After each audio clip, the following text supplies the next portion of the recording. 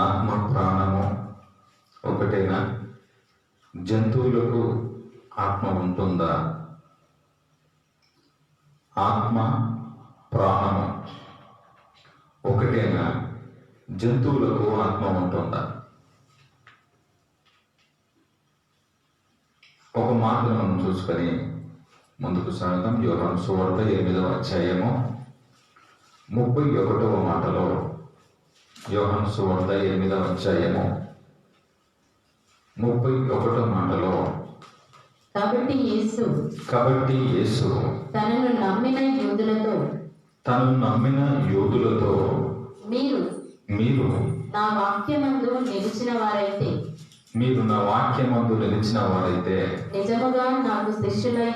నిజముగా మీరు నాకు శిష్యులై ఉండి సత్యమును గ్రహించగలరు.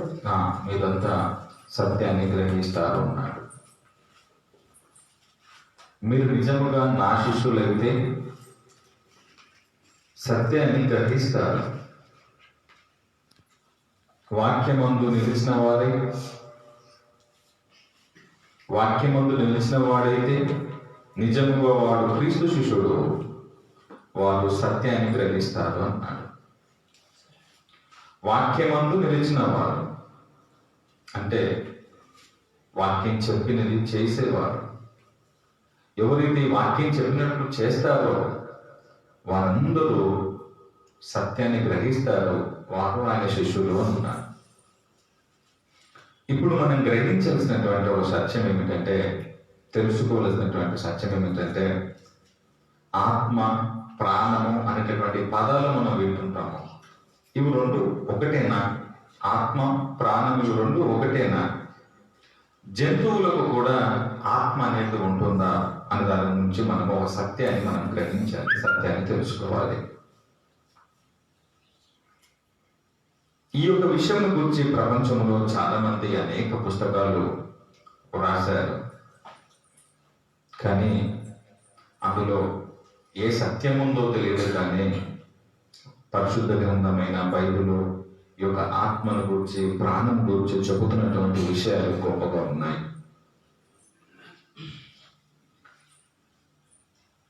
ముఖ్యంగా మనము మొట్టమొదటిగా తెలుసుకోవాల్సింది, ప్రాణము ఆత్మ ఇవి రెండు ఒకటేనా అనే విషయాన్ని చూసుకున్న తర్వాత జంతువులకు ఆత్మ అనేది ఉంటుందా అనేది మనం చూసుకోవాలి. ఇవన్నీ కూడా మనం బ్రతుకుతున్న ఈ లోకములో ఈ జంతువులు ఉంటున్నాయి. మనుషులు యొక్క ఆత్మ ప్రాణం అనేది ఈ పదాలు వింటున్నాం కాబట్టి ఇవి తెలుసుకోవాల్సినటువంటి అవసరం ఎంతగానో ఉంది. హెబ్రీయులకు రాసినటువంటి పత్రిక 4వ అధ్యాయము 12వ వచనములో ఒక చక్కని మాట అక్కడ రాయబడి ఉంది. మిత్రులారా ఆలోచన చేయండి. హెబ్రీయులకు రాసినటువంటి పత్రిక 4వ అధ్యాయము 12వ వచనములో, ఎందుకనగా దేవుని వాక్యము సజీవము గలదై బలము గలదై రెండంచులు గల ఎటువంటి ఖడ్గము కంటేను వాడిగా ఉండి, అది చాలా షార్ప్గా ఉండి వాడిగా ఉండి ప్రాణాత్మలను ఏం చేస్తుంది తెలుసా? ప్రాణమును ఆత్మను కీలను మూలుగులను విభజిస్తుంది అని అన్నాడు. దేవుని వాక్యము ప్రాణమును ఆత్మను విభజిస్తుంది. మనము చూసుకున్నటువంటి ఈ యొక్క హెబ్రీయులకు రాసినటువంటి ఈ యొక్క పుస్తకములో, ఈ యొక్క గ్రంథములో 4:12లో చెప్పబడి, కనెక్షన్ చేయండి. 4:12 ప్రకారము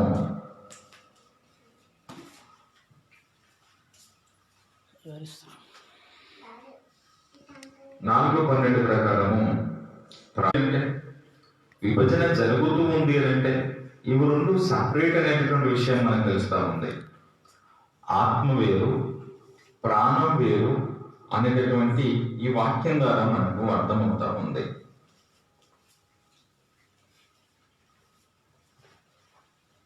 అసలు ప్రాణము అనగా ఏంటి, ఆత్మ అనగా ఏంటి అనేది కూడా మనము చూసుకోవాల్సినటువంటి అవసరం ఎంతగానో ఉంది.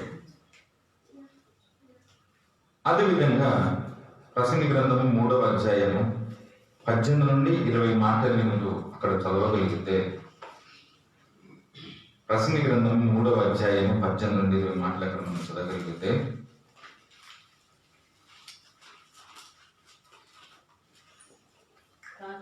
కాగా తాము మృగముల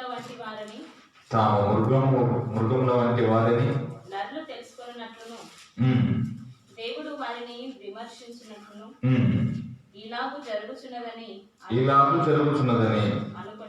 అనుకుంటుంది. 20 వరకు నరులకు సంభవించినది అదే మృగములకు సంభవించిన మృగాలకు కూడా సంభవిస్తుంది. వాటికి కలుగు గతి ఒకటే. నరులు చనిపోతున్నట్లు మృగాలు కూడా చచ్చిపోతున్నాయి. సకల జీవులకు ప్రాణము ఒకటే. మృగముల కంటే మృగాల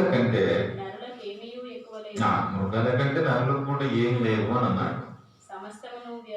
సమస్తము వ్యర్థము. సమస్తమంతా కూడా మృగాలు కానీ మనుషులు కానీ ఒక స్థలమునకే చేరుకుంటున్నారు. సమస్తము మంటి నుండి వచ్చింది,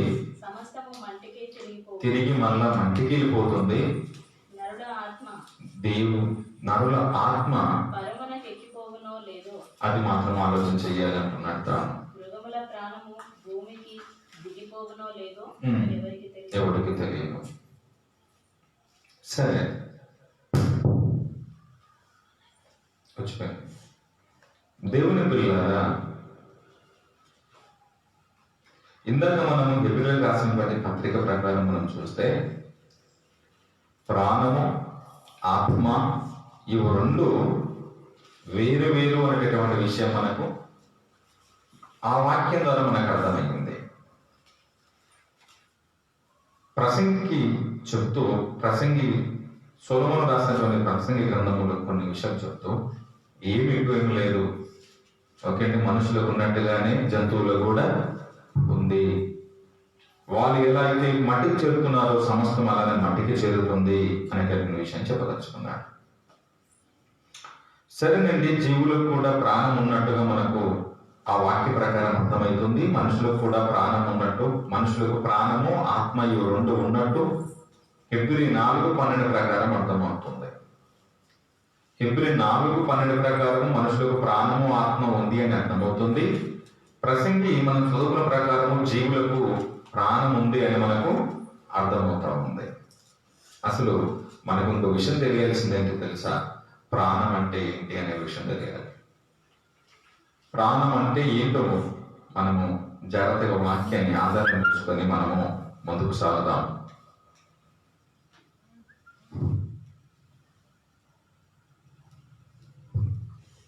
ద్వితీయోపదేశ కాండము 12వ అధ్యాయము 22 నుండి 23 మాటలు మనం చూసుకుందాం. యెహోవా నీకు ఇచ్చిన గోవులలోనిదే గాని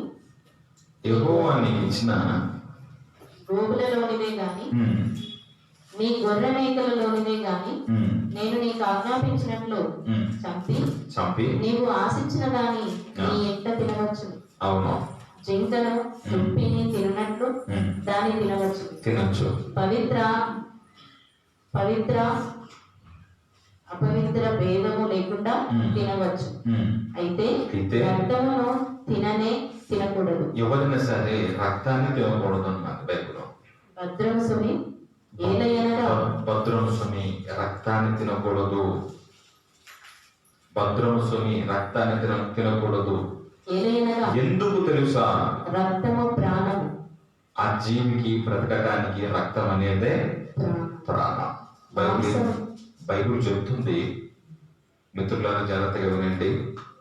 ప్రాణం అంటే ఏంటో బైబిల్ స్పష్టత ఇస్తుంది. ప్రాణం అంటే ఏంటో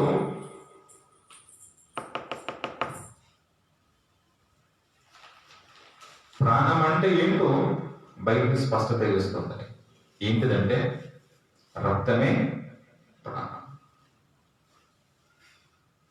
అందుకని మనుషులకి కొన్ని సర్జరీస్ చేసేటప్పుడు కానీ కొన్ని సందర్భాలలో మనిషికి రక్తము చాలా ప్రాముఖ్యం, చాలా ప్రాముఖ్యము.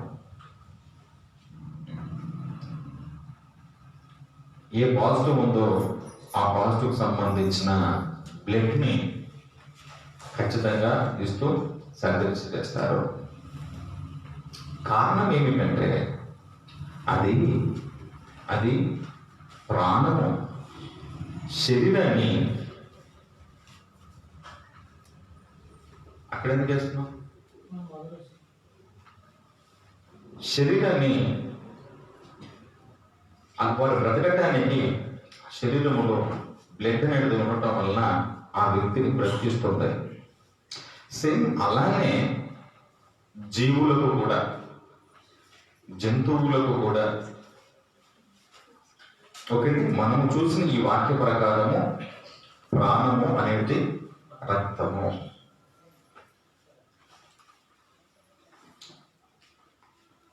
తొమ్మిదవ అధ్యాయము ఆదికాండము 9వ అధ్యాయము 4వ మాటలో, 9వ అధ్యాయము 4వ మాటలో మీరు జాగ్రత్తగా చూడండి. 9:4 ప్రకారము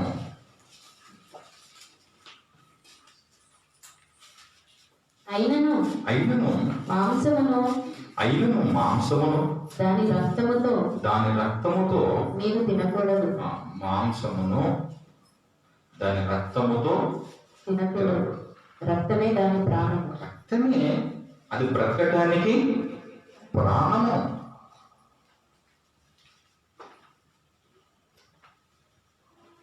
చాలా మంది పల్లె గ్రామాలలో, ఊర్లలో ఈ యొక్క జంతువుల యొక్క రక్తాన్ని ఉంచి అలా ఎండబెట్టి తినేవారు కూడా లేకపోయారు. రక్తాన్ని తినకూడదు. సమస్త రోగాలు వచ్చేటివి కూడా రక్తం ద్వారానే. మన తెలంగాణ ప్రాంతంలో అయితే దాన్ని నల్ల అంటారు కదండి. సంతలలో అమ్ముతారు, అంగట్లో అమ్ముతారు. ఈ మద్యానికి అలవాటైన వ్యక్తులు దాన్ని తీసుకొని తింటుంటారు. వాక్యం ఏమంటూ తెలుసా? మీరు దాని జోలికి పోకూడదు. అది ప్రాణం, అది బ్రతకటానికి ప్రాణము. కానీ గుర్తుంచుకోవాలి, సమస్త రోగాలు ఉంటాయి అందులో.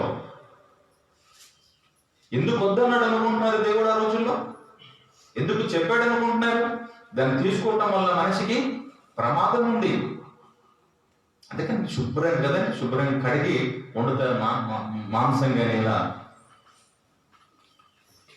ఉప్పేసి ఉడకబెట్టి శుభ్రం చేసి ఇంత జాగ్రత్తగా వండుకోవాలి. లేకపోతే మనిషికి ప్రమాదం.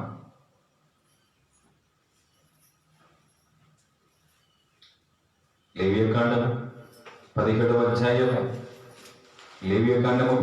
అధ్యాయము 10 నుండి మనము 14 వరకు అక్కడ చూడగలిగితే, 10 నుండి 14 వరకు మనం అక్కడ చూడగలిగితే, మరియు ఇశ్రాయేలీయుల కుటుంబంలోని మీలో నివసించు పరదేశులలో మీలో ఉండేటటువంటి ఇతరులు గాని ఒకడు దేని రక్తమును తినినను రక్తము తినువానికి తాగండి. బజార్లో ఇక్కడ ఆగండి. త్రాగటానికి తినటానికి, తినటము త్రాగటం రెండింటికి తేడా ఏంటి తెలుసా? త్రాగేదానికి నమలు, తినేదానికి నములుతావండి. అంటే నువ్వు తినకూడదు అన్నాడు, రక్తమును తినకూడదు. నేను తినకూడదు అంటే దాని అర్థం ఏంటి తెలుసా? దాన్ని నువ్వు అలా ఎండబెట్టి ఓకే ఇలాంటి ప్రయోగాలు చేస్తారు. నాకు దానిపైన ఎక్కువ లేదు, కానీ సంతలో అమ్మాక నేను చూశాను.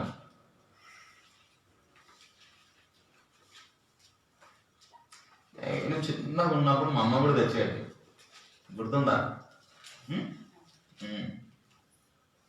చూశాను, చిన్నగా ఉన్నప్పుడు నేను చూశాను. పట్టుకొచ్చేది మా నాయనకి.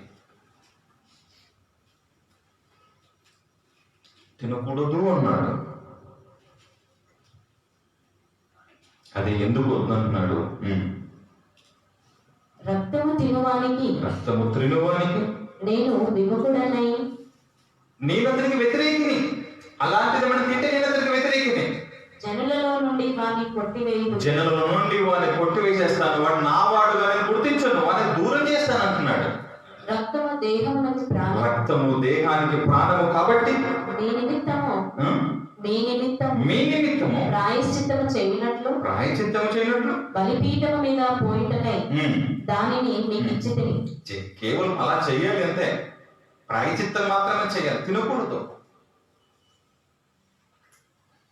అది తినటం వల్ల అనారోగ్యం వస్తుంది మీకు, అందుకు వద్దన్నాడు. ప్రాయశ్చిత్తం అనేది సెకండ్ ఆప్షన్. కానీ ప్రమాదం శరీరంగా తీసుకోవడం వల్ల నీ శరీరానికి ప్రమాదం.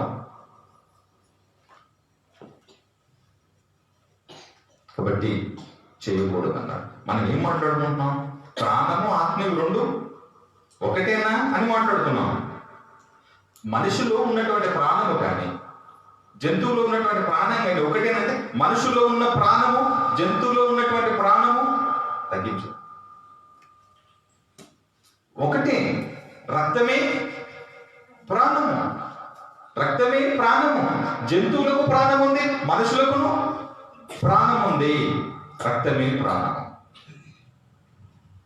మరి ఇంకోటి ఏంటి తెలుసా? మనము ఇవి రెండు ఒకటేనా అంటే హెబ్రీ 4:12 ప్రకారం మనం ఏం చూస్తాం? ఇవి రెండు ఒకటి కాదు. ఏది?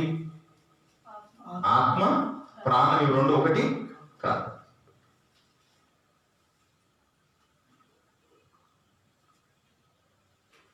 మరి జంతువులకు ఆత్మ ఉంటుందా? జంతువులకు ఆత్మ ఉంటుందా?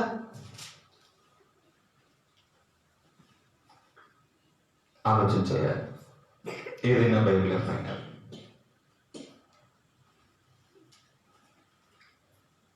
నేను చెప్తున్నటువంటి ఈ టాపిక్ 11 సంవత్సరాల కింద సిద్ధం చేసుకున్నది.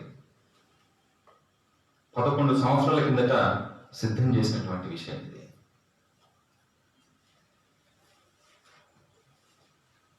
దేవుడు తనకు పిల్లలు కావాలని వారిని సృష్టిలో ఉంచి ఈ సృష్టిని వారికి ఇచ్చి వారిని దేవుని కోసం బ్రతకమన్నాడు. మనిషికి కావలసిన సమస్తము ఈ సృష్టిలో ఉంచి అవి మనిషి కోసము ఇచ్చి మనిషిని తన కోసం బ్రతకమన్నాడు.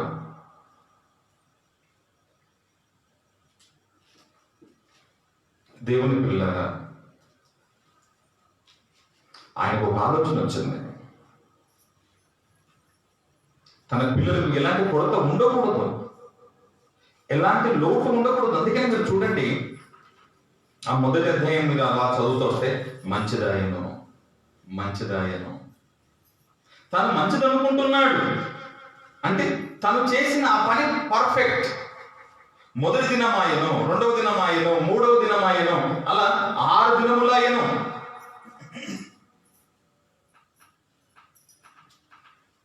అక్కడ మొదటి అధ్యాయం చివరిలో మాట్లాడతాడు. చూడండి అన్నమాట. మొదటి అధ్యాయం చివరిలో ఏమంటాడు తెలుసా?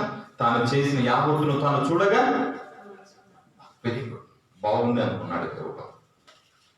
చదవండి మిత్రులారా ఆ మాటని. దేవుడు తాను చేసినది, ఆదికాండం మొదటి అధ్యాయం చివరి మాటలు, దేవుడు తాను చేసినది 31వ వచనం. దేవుడు తాను చేసినది యావత్తును దేవుడు తాను చేసిన యావత్తును చూసినప్పుడు ఎవరు చూశారు? ఆయన ఒకసారి తిరిగి చూశాడు ఎలా ఉంది అని. అది చాలా మంచిది. మనం పని, ఇంటి పని కానీ ఏదైనా పని పెట్టుకున్నప్పుడు ఒకసారి మనం చూస్తాం కదా, ఫైనల్ గా చూస్తాం కదా, ఎలా ఉంది దేవుడు చూస్తున్నాడు ఎలా ఉంది అని ఒకసారి చూస్తున్నాడు.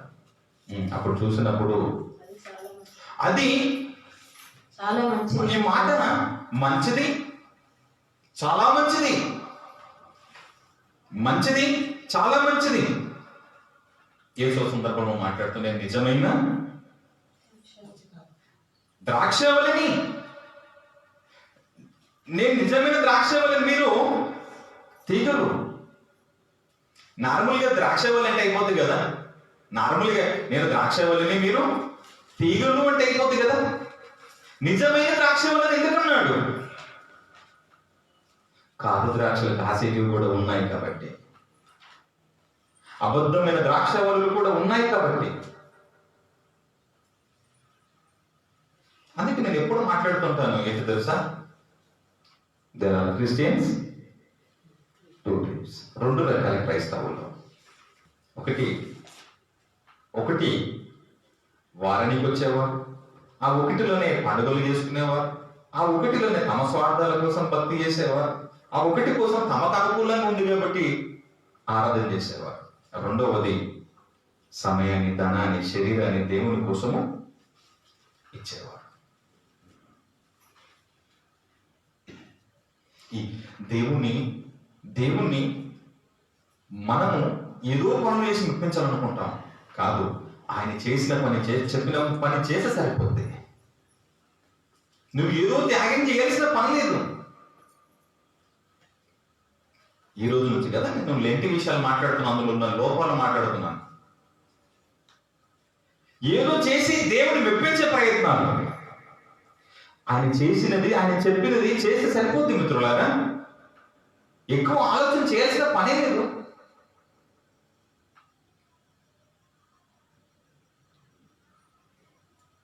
మంచిది, చాలా మంచిది అన్నాడు. ఒక్కసారి చూసుకున్నాడు, వాట్ ఏ గ్రేట్ వర్క్. నా పిల్లలకి ఇంకా కొడతా ఉండదు, నా పిల్లలకి ఇంకా కొడతా ఉండదు. ఏదైనా సరే ఒక రూపంలోకి రావాలి అంటే అది ఘన పదార్థంగా ఉంటేనే రావాలి. ఏమండి, ఒకటి కలగాలంటే ఏదో ఒకటి ఉంటే కదా, కంటికి కనబడితే కదా దానిలో నుండి అది రావాలి. ఏమి లేదన్నప్పుడు నేను ఏం చేయాలి చెప్పండి? ఏమి లేనప్పుడు నేను ఏం చేయాలి? మనం కూర్చుంటున్నా, ఇక్కడ వాడుకుంటున్న ప్రతిదీ కూడా ఒక ఘన పదార్థం నుండి వచ్చినదేనండి. మరి ఈ సృష్టి ఎలా వచ్చినది? మనం మాట్లాడుతున్న రెండాంశం, దేవదూతలకి సారీ జంతువులకి ఆత్మ ఉందా? జంతువులకి ఆత్మ అనేది ఉందా? దాని గురించి ఆలోచన చేస్తున్నాం. అది ఆలోచన చేస్తూ ఈ సృష్టిని గురించి ఆలోచన చేస్తున్నాం. ఈ సృష్టి ఎలా వచ్చింది?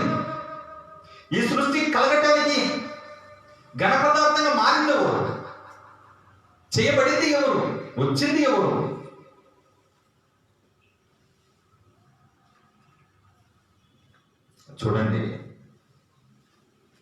చూడండి మిత్రులారా, కీర్తనలో 148 రెండవ మాట 5వ మాట మీరు పరిశీలనగా చూడండి. కీర్తనలో 148 రెండవ మాటని 5వ మాటని పరిశీలనగా జాగ్రత్తగా చదువుతూ చూడండి, ఆలోచన చేయండి మిత్రులారా. అందరూ ఆయన దూతలారా మీరందరూ ఆయనను స్తుతి చేయండి. దూతలారా మీరందరూ ఆయనను స్తుతి చేయండి. ఆయన సైన్యములారా మీరంతా ఆయన స్తుతించండి. 2వ వచనం చదివారు కదా, 5వ వచనం చదవండి. యెహోవా ఆజ్ఞయగా ఇవన్నీ పుట్టాయి. ఏవి పుట్టాయి తెలుసండి? పైన చదువుతా 2వ వచనానికి 5వ వచనానికి మధ్యలో ఉన్నటువంటి అవన్నీ కూడా ఆయన ఆజ్ఞ ఇవ్వగా అవి పుట్టెను, అవి పుట్టాయి. చదవండి, కంటిన్యూ. ఇప్పుడు 2వ వచనం చదవండి. ఆయన దూతలారా మీరంతా ఆయన స్తుతి చేయండి. ఆయన సైన్యములారా ఆయన స్తుతి చేయాలి. సూర్యుడు, చంద్రుడు ఆయన స్తుతి చేయండి. కాంతిగల నక్షత్రములారా మీరందరూ ఆయన స్తుతి చేయండి. పరమ ఆకాశములారా ఆకాశం పైనున్న జలములారా ఆయన స్తుతించండి. యెహోవా ఆజ్ఞయగా ఇవన్నీ పుట్టాయి. దేవుడు ఆజ్ఞ ఇవ్వగా ఇవన్నీ పుట్టెను. ఇందాక మీరు చదివినటువంటి అవన్నీ కూడా ఆయన ఆజ్ఞ ఇవ్వగా పుట్టెను. ఆయన ఆజ్ఞ ఇవ్వగా పుట్టెను. ఆయన ఆజ్ఞ ఇవ్వగా పుట్టిందో. మరి అక్కడ దేవదూతలు ఉన్నారా అంటే ఉన్నారండి. వారు కూడా ఎలా వచ్చారు?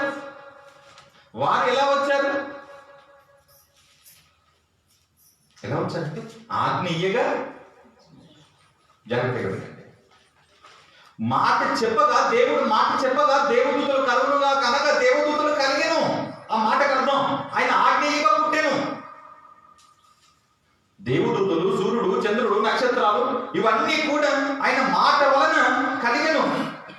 వీటన్నిటికంటే ముందు ఇదిగో కలిగి మనం చూస్తున్న వీటన్నిటికంటే ముందు ఇదిగో దూతలు ఉండేను. మాట ఆజ్ఞగా దూతలు కలిగారు. దేవుడు ఈ కలిగిన దేవదూతలకి వీరంతా సేవకులైన ఆత్మలు కారా అంటాడు. దేవదూతలకు సేవకులైన ఆత్మలు కారా అంటే మాట ద్వారా వచ్చిన ఈ యొక్క దూతలు అవన్నీ కూడా ఆత్మలు. వింటున్నారా? నేను అడుగుతాను మిమ్మల్ని మళ్ళా ప్రశ్న. ఆజ్ఞీయంగా కలిగిన ఇవన్నీ కూడా ఆత్మలు. అయితే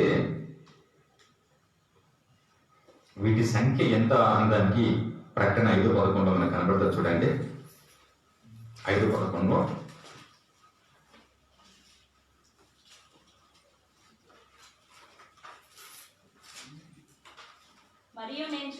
మరియు నేను చూడగా సింహాసనమును జీవులను పెద్దలను ఆవరించి ఉన్న అనేక దూతల సమూహం సైన్యం స్వరము వినబడింది. వారి లెక్క అసలు ఆ దేవదూతల లెక్క కోట్ల కొలదిగా ఉండేది.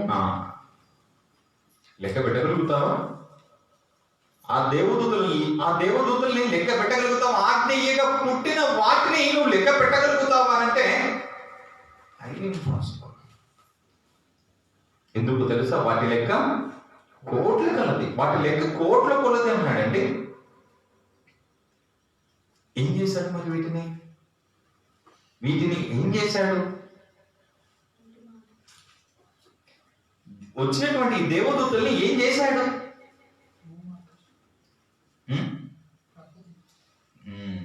ఆ దేవదూతల్ని 11 సంవత్సరాల కిందట కష్టపడగా ఆయన నాకు ఇచ్చినటువంటి విషయాలు ఇవి. అదే దేవదూతల్ని ఆయన ప్రకృతి క్రింద మార్చేశాడు. భూమిగా, ఆకాశంగా, సూర్యుడిగా, చంద్రుడిగా, నక్షత్రాలుగా. ఒక మాట చెప్పాలంటే మానవునికి అర్థమయ్యేట్టుగా పంచభూతాలుగా దేవదూతల్ని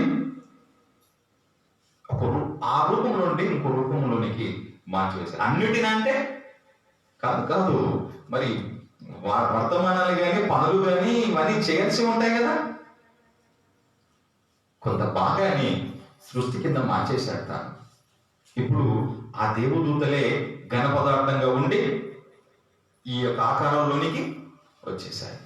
చూడండి, హెబ్రీయులకు రాసినటువంటి పత్రిక 1వ అధ్యాయం 7వ మాట. హెబ్రీయులకు రాసినటువంటి పత్రిక 1వ అధ్యాయం 7వ మాటలో 1:7లో ఇదిగో ఆయన మేఘారుడై వస్తున్నాడు. ప్రతి నేత్రము ప్రతి 1:7 హెబ్రీ 1:7 తన దూతలని వాయువులుగాను తన సేవకులను అగ్ని జ్వాలలుగాను చేసుకున్నవాడు. ఆయన అలా చేస్తాడండి. దేవదూతల్ని వాయువులుగాను అగ్ని జ్వాలలుగాను అలా చేసేస్తాడు అన్నాడు అంటే చేశాడని అర్థం. ఈ మాట మీద కాదండి. ఈయన చెప్పాడంటే చేసేస్తాడు. అంటే చెప్పాడంటే చేసేస్తాడు అంటే నీకు ఎప్పుడు ఎక్స్పీరియన్స్ అయ్యిందే కదా అర్థం. ఈయన చెప్పింది చేస్తాడండి అంటే ఈయన ఎప్పుడు ఇతని గురించి ఎప్పుడు నువ్వు స్టడీ చేసావు కదా అర్థం. ఆ యొక్క వచనం అది నేను చేసేస్తాడండి. మీకు ఇంకా స్పష్టత రావడానికి 104 కీర్తనలో 4వ మాటను మీరు చూడగలిగితే 104 మాటను మీరు చూడగలిగితే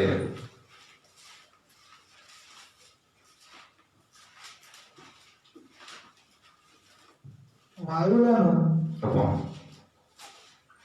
వాయువులను తనకు దూతలుగాను వాయువులను తనకు దూతలుగాను దూతలుగాను అగ్నిజ్వాలలుగాను అగ్నిజ్వాలులుగాను తనకు పరిచారకులుగాను తనకు పరిచారకులుగాను ఆయన చేసుకొని ఉన్నాడు. కింద పుట్టినోళ్ళు ఏముంటుందో తెలుసా? తన దూతలను వాయువులుగాను మార్చేశారు. దూతలను వాయువులుగాను అగ్ని జ్వాలలుగాను చేసేసాడు. అనగా పంచభూతాలుగా మార్చేశాడు. అందులో ఒకటి ఏంటో తెలుసా? భూమి. కదండి? చెప్పండి, చెప్పగలుగుతారా? గాలి, నీరు, అగ్ని, నేల, ఆకాశం. జస్ట్ ఇవి మానవులకు అర్థమయ్యేట్టుగా పిలుచుకున్నారు, పెట్టుకుంటారు. వీటిని పంచభూతాలు. ఇప్పుడు దేవదూతులలో ఇదిగో ఒకరు భూమిగా మారిపోయారు. కొంత భాగంగా దేవుడు లేదా ఎలా చేశాడు, కానీ దేవదూతలు మాత్రము భూమిగా మారిపోయారు. అనగా ఒక ఆత్మ భూమిగా మారిపోయింది. ఒక ఆత్మ లేదా కొంత భాగమా మనకు స్పష్టత లేదు, కానీ ఈ విషయాల్లో దేవదూతలు మాత్రం భూమిగా మాత్రం పంచభూతాలకు లెక్కలోకి వెళ్ళిపోయారు, మారిపోయారు. ఇప్పుడు చూడండి, దేవుని పిల్లలాగా ఇప్పుడు ఆ భూమిగా మారిపోయిన దాంట్లో నుంచి ఆయన సమస్తాన్ని ఏం చేస్తున్నాడు? భూమిని ఇవి తీయండి. ఇప్పుడు ఎక్కడికి వస్తారు? ఆదికాండము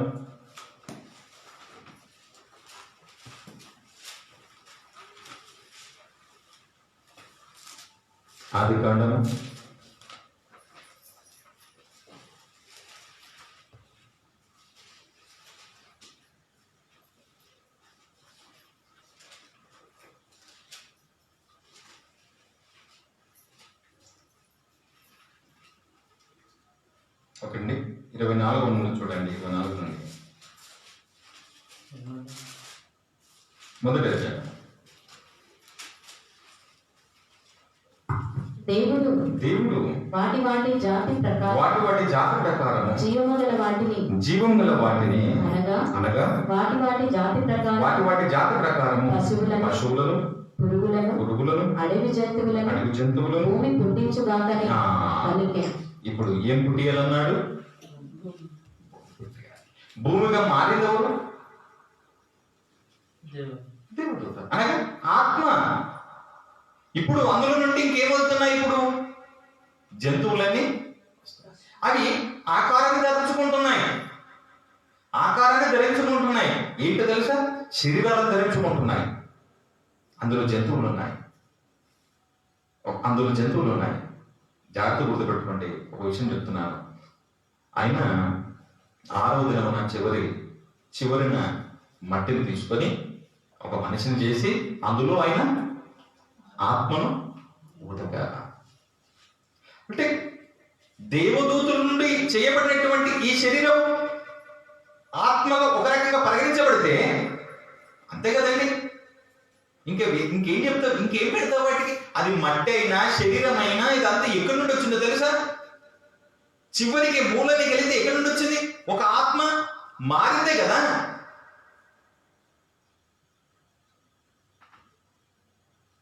దానిలో దేవుని ఆత్మను ఉంచెను.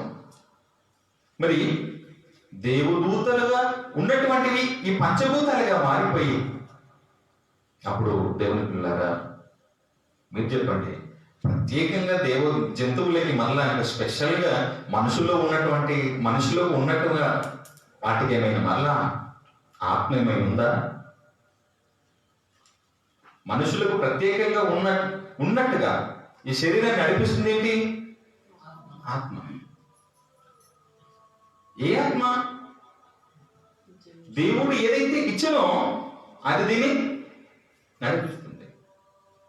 మరి జంతువులకి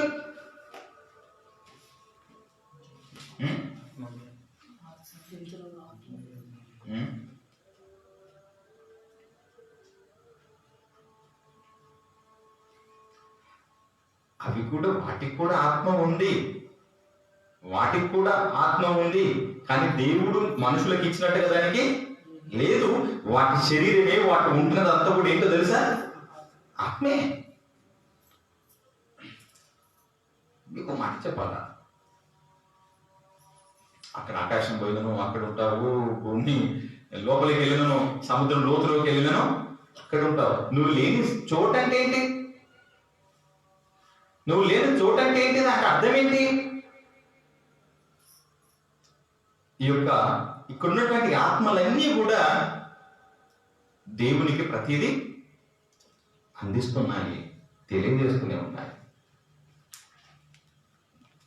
అందుకనే ఆయన యెషయా గ్రంథం 1:2 అంటాడు కదా, ఆకాశమా ఆలకించు, భూమి చెవియొగ్గు, నా పిల్లలను నేను పెంచి పెద్దవారి కాదు గొప్పలుగా చేశానన్నాడు. గొప్పలుగా చేశానన్నాడు. పెంచడానికి గొప్పలను చేయడానికి ఎంత తేడా ఉంటుందో తెలుసా మిత్రులారా?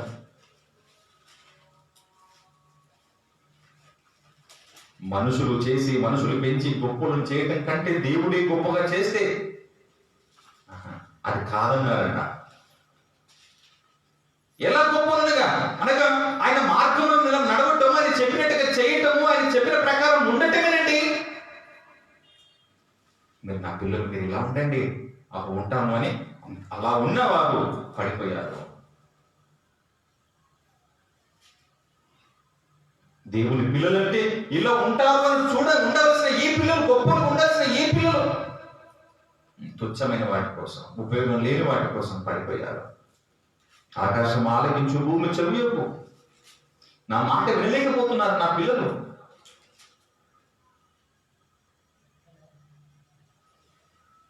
కేవలం మీకున్నటువంటి 2-3 పిల్లలే మన మాట వినకపోతే చెడబుట్టినావు నా కర్మనని పదాలు వాడుతుంటాము. మరి ఈ ప్రపంచంలో ఎందరూ ఆ తండ్రిని మర్చిపోయి తిరుగుతున్నారు, ఆ తండ్రిని విడిచి తిరుగుతున్నారు. ఆయనకు బాధ ఉండదంటారా? గర్భఫలము దేవుడు బహుమానం. ఏదో పెళ్లి చేసుకున్నాను కాబట్టి కోరికల వలన, ఆలోచన వలన వచ్చినవాడు కాదు మనుషులు. దేవుడు అనుకుంటే, దేవుడు నీవు కావాలనుకుంటే చాలు. కానీ నీ పిల్లల్ని దయ్యానికి అప్పగిస్తున్నారు. మంచివారు కాదు మీరంతా, మంచివారు కాదు మీరు. మీరు చదువులు ఇస్తారో లేదో తెలియదు, ఆస్తులు ఇస్తారో లేదో తెలియదు, కానీ మీ పిల్లలకు పరలోకం ఇయ్యకపోతే మీరు మంచి తల్లిదండ్రులు కాదండి. వాళ్ళ అగ్నికి జారిపోతారు. ఆయన అగ్నిలో వాళ్ళు రోదనలు, ఏడుపు, పళ్ళు కొడుకటం. ఎంతకాలం తెలుసా? అంతం లేదు, యుగ యుగాలు ఉండాలి దానికి. మీరు మంచివారా? మీ పిల్లల్ని నరకానికి పంపించే మీరు మంచివారా?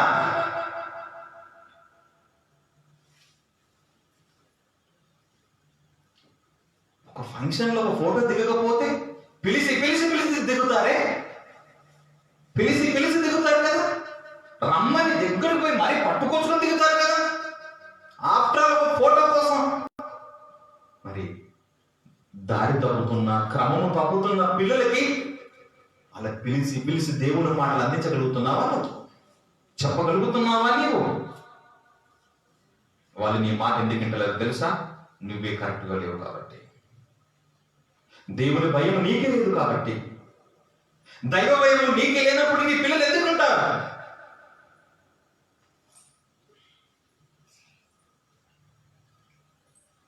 నాన్న నాకు పెన్సిల్ కావాలి అన్నాడంట. పిల్లలు తండ్రికి చెప్పారంట, నాకు పెన్సిల్ కావాలి నాన్న అన్నాడట. అప్పుడు తండ్రికి చెప్పాడంట, నేను ఆఫీస్కి వెళ్ళి వచ్చేటప్పుడు ఆఫీస్ నుండి పట్టుకొస్తాను అన్నాడట. నేను ఆఫీస్కి వెళ్ళి ఆఫీస్ నుండి వచ్చేటప్పుడు ఆఫీస్ నుండి పట్టుకొస్తాను. ఆఫీస్లో అమ్ముతున్నారా నీకు అవి? పెన్సిల్స్ ఆఫీస్లో అమ్ముతున్నారా? మిత్రులారా, నువ్వు ఏం చేస్తున్నావు? నీ ఉద్యోగం ఏంటి? నువ్వేం చేస్తావు? స్కూల్లో నీ పిల్లల దగ్గర ఏమి తీసుకోవద్దు అంటావు. నువ్వు చేస్తుందేంటి?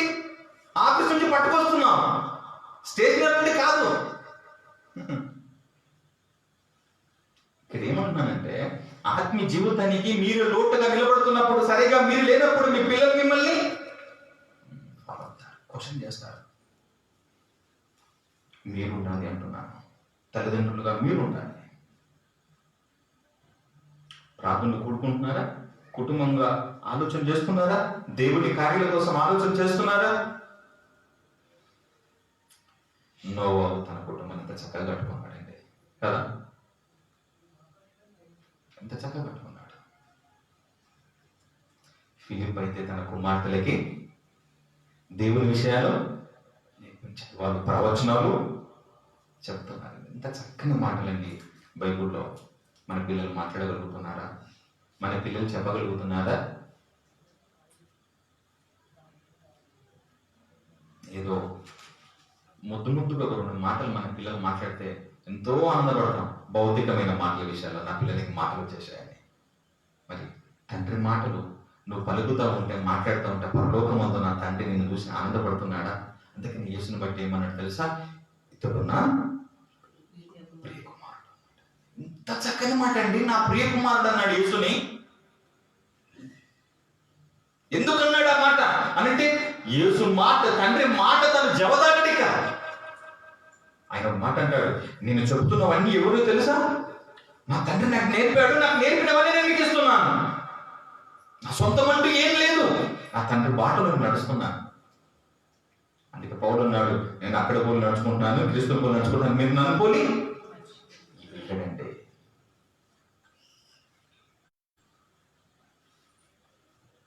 నా పిల్లల్ని పెంచి పెద్దవారు చేసి నా మాట వినకుండా పోతున్నారు. ఆకాశం ఆలకించు, భూమి చెప్పు. బాధ పెట్టేవాడు నువ్వు. దేవుడు నమ్మకపోతే నమ్మనట్టుగా ఉండిపో, నమ్మనట్టుగా ఉండిపో, మానేసేయి, నరకానికి వెళ్ళిపో. కానీ భక్తి చేస్తున్నాను ప్రతి క్షణం ఆయన బాధ పెడితే అంటే, ఇవి వింటున్నది భూమి ఆకాశం వింటున్నది అంటే, దూతలుగా ఉన్నటువంటి వారు పంచభూతాలుగా మారి భూమిగా ఆకాశంగా మారిన వారు దేవుని మాటని వింటున్నారు.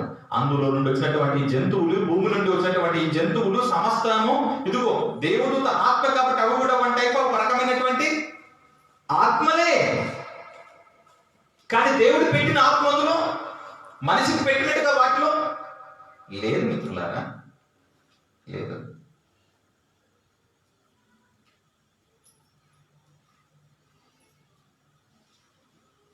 అది 7వ అధ్యాయము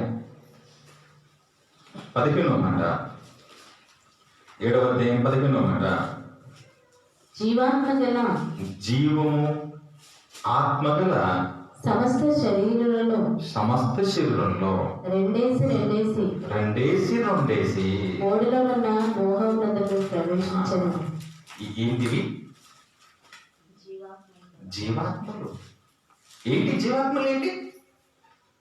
ఎప్పుడు ఈ మాట దేనికి సంబంధం? భయంకరమైన ప్రళయం రాబోతుంది. నోవాహు నువ్వు చెప్పాల్సిందంతా చెప్పి రెండేసి చొప్పున వాటన్నిటిని ఓడలోనికి తీసుకునిరా. ఇప్పుడు ఏమొస్తున్నాయి? ఇప్పుడు వస్తున్నది ఏంటిది? జీవమున్న ఆత్మలు. ఏంటిది? మట్టి నుండి వచ్చిన జీవిస్తున్న ఈ శరీరము, వాటిలో రక్తము, ప్రాణము. అర్థమైంది కదండి? ప్రాణం ఉందా? ఆత్మ ఉందా? ఆత్మ ఉందా? జంతువులకు ఆత్మ ఉందా? జీవాత్మ జీవించి నిలబడుతున్నది.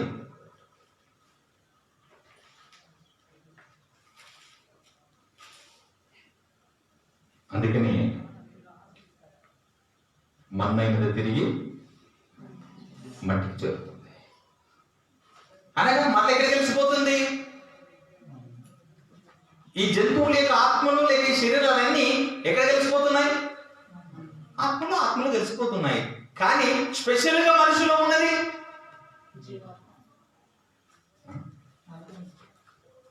స్పెషల్ గా మనిషిలో ఉన్నది అది దేవుడు ఎందుకు చేరుతుంది, అది మట్టిలో కలవదు.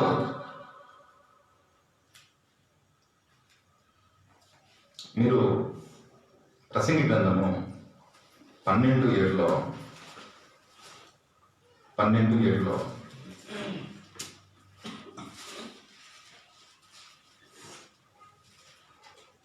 మన్నైనది వెనుకటి వలనే మరలా భూమికి చేరుతున్నది. ఏదైతే మన్నుగా ఉన్నదో అదంతా మట్టికి చేరిపోతుంది. ఆత్మ దాని దయచేసిన దేవుని యొద్దకు మనిషిలో ఉన్న ఆత్మ దేవుని యొద్దకు చేరుతుంది. ఈ శరీరంగా ఉన్నటువంటి మృగాలవే గాని వేరే గాని ఓకే, అది శరీరమైన అది ఆత్మే, శరీరం జీవించిన ఆత్మే, అది మట్టికి చేరుతుంది. మట్టి ఆత్మేనా అంటే మట్టి ఆత్మే. వాటి నుండి వచ్చినదంతా ఆత్మనేనంటే ఆత్మలే, అన్ని ఆత్మలే. ఇదేంది కొత్తగా ఉంది అనేటటువంటి ఆలోచనలో కలిగిన వారు కూడా లేకపోతే, కానీ వాక్యం తప్పు కాదు కదా మిత్రులారా, కదా? వాక్యం ఎప్పుడు పని, నువ్వు బైబిల్ ప్రకారము బైబిల్ ఆలోచన ప్రకారం వెళ్ళు, అది రైట్ గా ఉంటుంది కదా.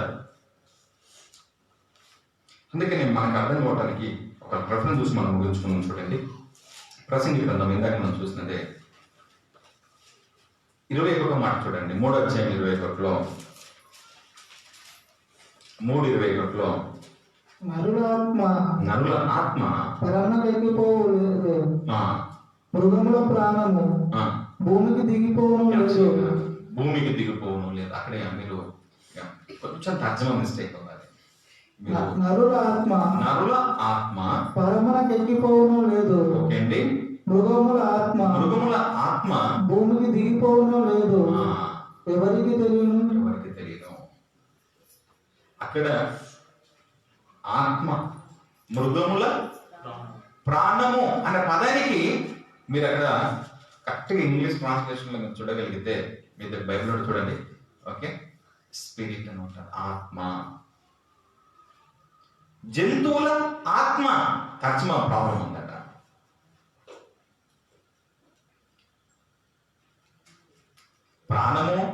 ప్రాణం ఎలా పోతుందండి? ఇక్కడ ఏమర్థమవుతుందంటే, జంతువులకును ఆత్మ ఉంది, మనుషులకును ఆత్మ ఉంది. మనుషులకు ఉన్నటువంటి ఆత్మ దేవుని నుండి, నేరుగా దేవుని నుండి వచ్చినది. బొమ్మను చేసి అందులో దేవుడు పంపగా వచ్చినది. మీరు కలుగునుగా కానీ కలగబడిన దేవదూతలు పంచభూతాలుగా మారి అందులో నుండి ఇవన్నీ వచ్చినవి. ఇవన్నీ ఏంటివి మరలంటే? ఇవన్నీ కూడా కరెక్టే కదా.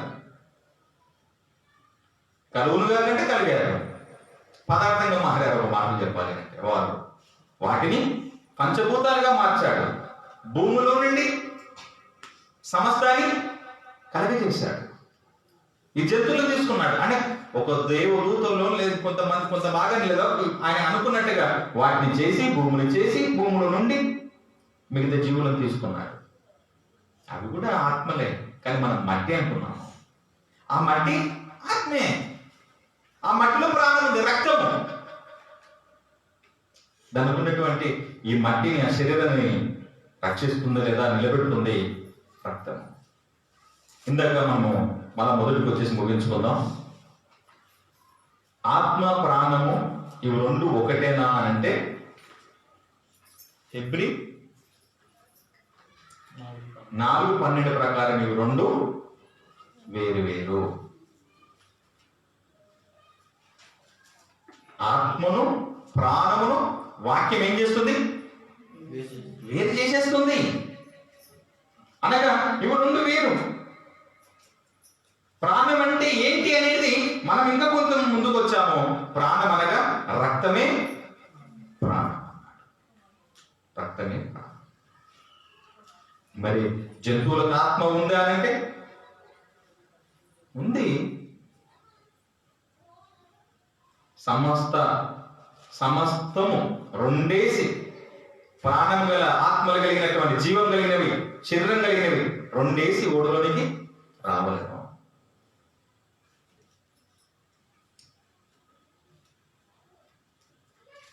ఈ రోజున దేవుడు మనకి ఈ విషయాలు మాట్లాడుకోవటానికి చక్కని అవకాశం ఇచ్చాడు.